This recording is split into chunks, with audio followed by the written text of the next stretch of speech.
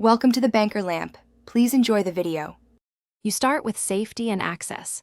Power the phone off and remove the case now so you can work without accidental inputs. Once done, inspect the button gap under good light and use compressed air or a toothpick to remove lint.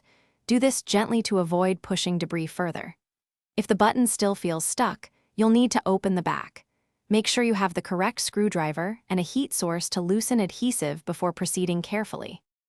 You'll heat the back around the edges to soften the glue, work evenly and avoid overheating. Once the panel lifts, remove screws securing the midframe and expose the volume button assembly. Carefully disconnect the display and battery connectors if needed to avoid short circuits.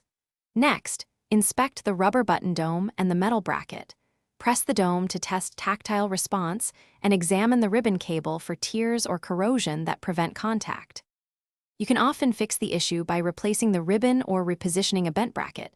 Use fine tweezers and avoid stretching the flex.